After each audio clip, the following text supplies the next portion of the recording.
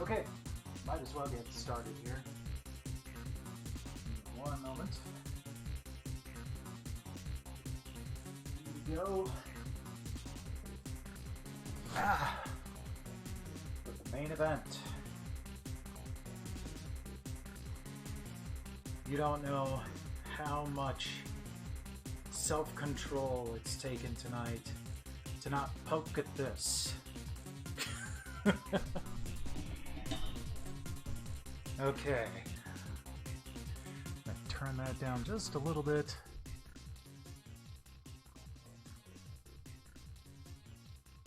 That particular track was a little bit louder than the others I tested. Okay. So, thank you to Sean for the eBay auction here. Get this thing open. I won the auction quite a while ago, but this had to come all the way from what they call it, Old Limey, in the UK.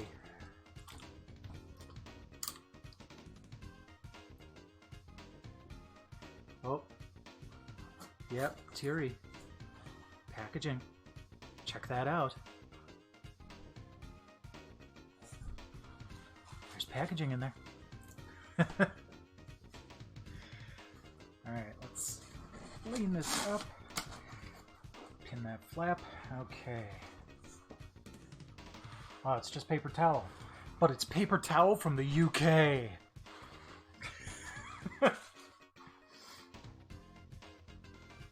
Hey, Terry.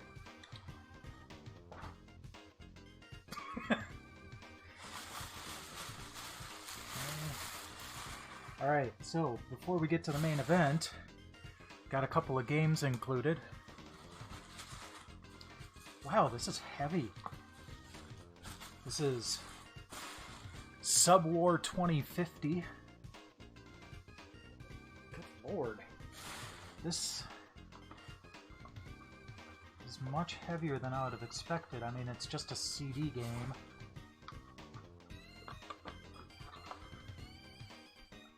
Oh, he put all of the discs in the box. Okay, well that makes sense. So, awesome. There's a little Maritime Corporate Defense Journal that came with the game. There's the technical supplement, the actual instruction manual, and the disc. The other titles that came with the auction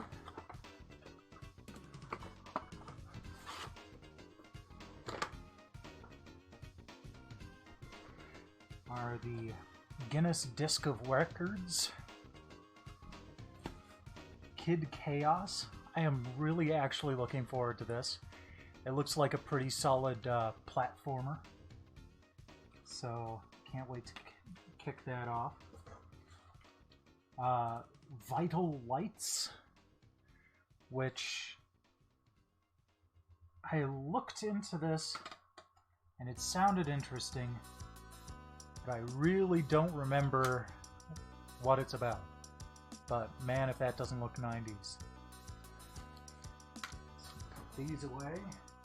I think there were a couple more. All this packaging. But that's okay, because this had to make it across the pond, so there's another title. Okay, so this is an official Amiga CD32 release.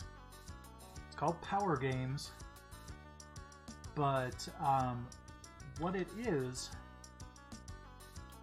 it's actually a collection of 500 different Amiga titles just repackaged for the CD32.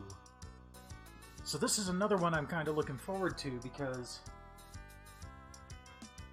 part of the reason I wanted this was to get into the world of Amiga gaming, because with just a couple of modifications, this ends up being very similar to an Amiga 1200. And I will show some of those modifications in a little bit. Okay. Well, thank you for signifying that you used the entire roll of tissue paper. You know what? My gerbil will love this. Okay. Got a couple of pieces of styrofoam in there. There we go. There's the main beastie.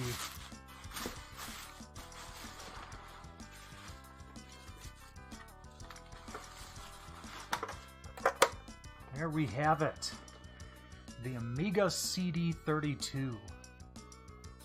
So this console was the first 32-bit CD-based gaming console released outside of Japan.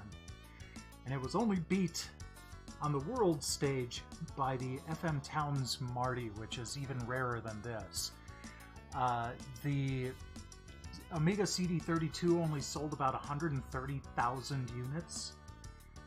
Most of those in the UK. The NTSC version is even more rare, although it does exist.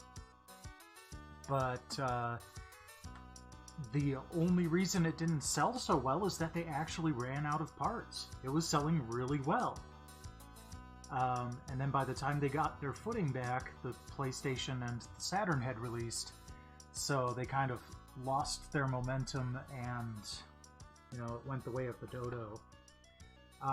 From what I understand, one of the hinges is just a little loose, but for the most part, everything else works. So we've got on the back here,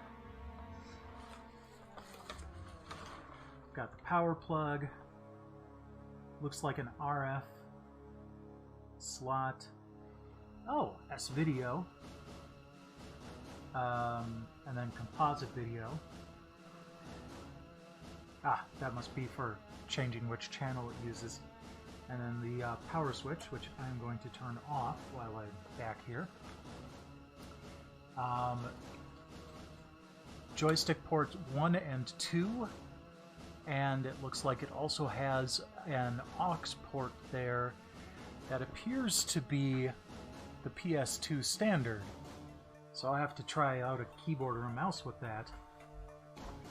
Up front we've got the reset switch, volume control, and headphone jack right on there. That's cool.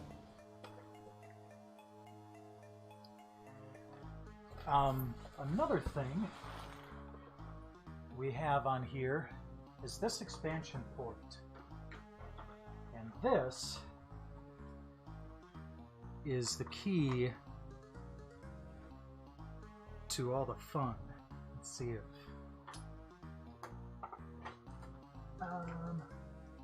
hold on for 1 second. I'll leave this here, but I am going to go get a better screwdriver. Be right back.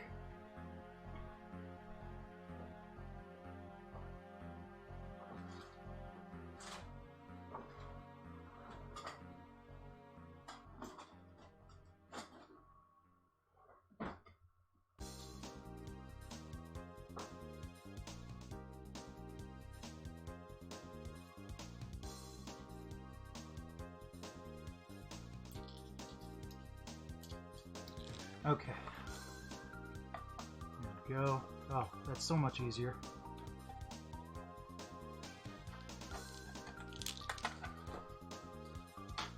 So, one of the rarer pieces of game hardware out there is actually an MPEG card that you can plug into this port. You can see it's just basically an open board there. So The fun part, though, is that I've got a device on the way that is going to plug into this and provide an RGB VGA port for output, as well as an extra port for a keyboard or mouse. But, and we'll do a double unboxing here. These are all the extra parts I've been collecting. Let's get this to work the way I like it. But here we have the Terrible Fire TF328 expansion card, made specifically for the Amiga CD32. It adds 8 megabytes of expanded memory, but then it also adds a I'm glad you're so interested.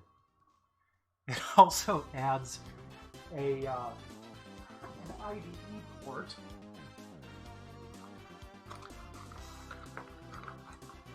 so you can hook up something like this. Okay, now I've got to unbox the cat. Hold on for a sec.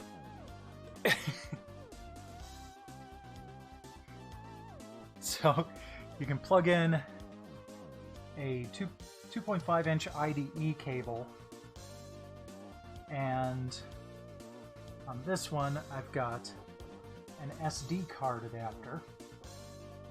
Yeah, isn't that fascinating? So I can have basically a hard drive for storing data. Here. You are going to love this. So, once I get that riser, which is on its way from Spain, then I will be able to basically make this into an Amiga 1200. This is what Terry was actually after. She was after the static bag here. She ran off with it the other night. Just gonna keep that in there.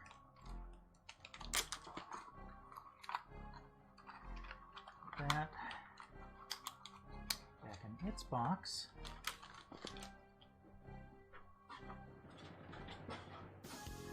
Some of the other stuff I have on hand is an HDMI adapter for VGA, and of course a power converter, so I can plug in the UK power supply. So let's get this back in place.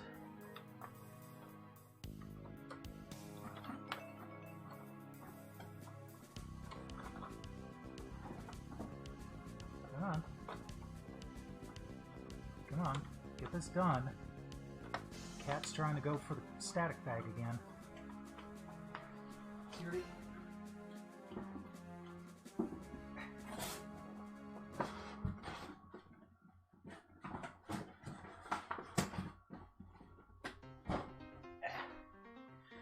Okay. Does this have a little lip on it?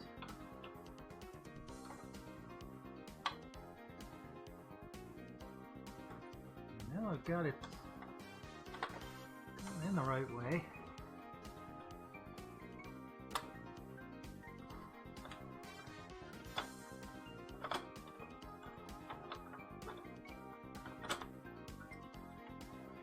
The music I have going right now is from an Amiga CD32 game called Fury of the Furries. It's a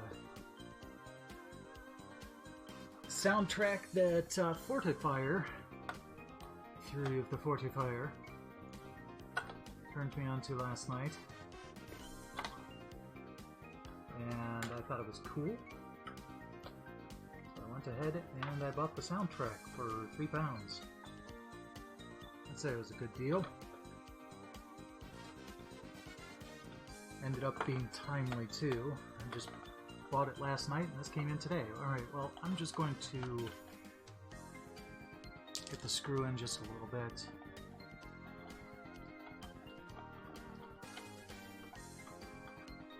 Worry about precision later. Okay, so there's the device. Let's see what else we've got in here. More packaging. More packaging. Okay. So this bit's pretty heavy. Looks like the power supply. Big beefy power supply. With the, you know, I think this is the first time I've ever seen a UK power supply in person. That's kind of neat.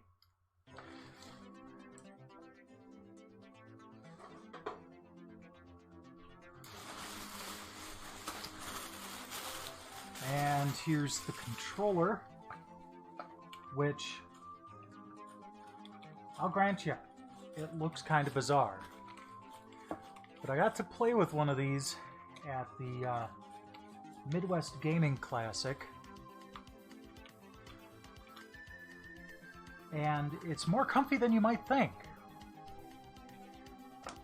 Kind of fits really nicely in your hands. It's got shoulder buttons. Got a start, pause button, and then 4 face buttons. The only thing I'm not a fan of is the circular D-pad, but I'll deal. And there are also second-hand controllers you can actually purchase that are fairly recently made. And they're like based on the design of either the Super Nintendo or the Genesis controller, I can't remember which. Nice long cable.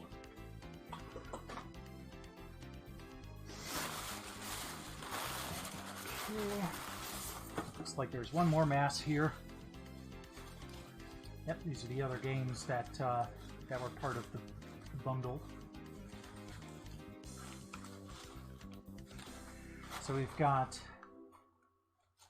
Simon the Sorcerer, which is a classic point-and-click adventure game. Full talkie soundtrack. The original version did not have voice, but obviously this one does. Here's the disc.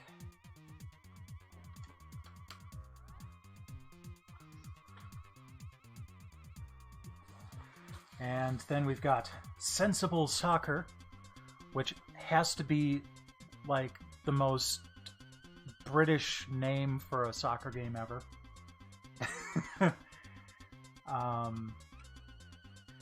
But I have to say I've seen videos of it, and it looks really crisp and fast.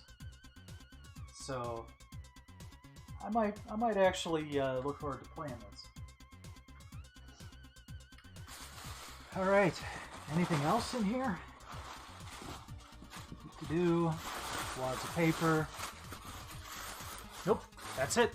Well, that's everything that was off of the eBay thing anyway.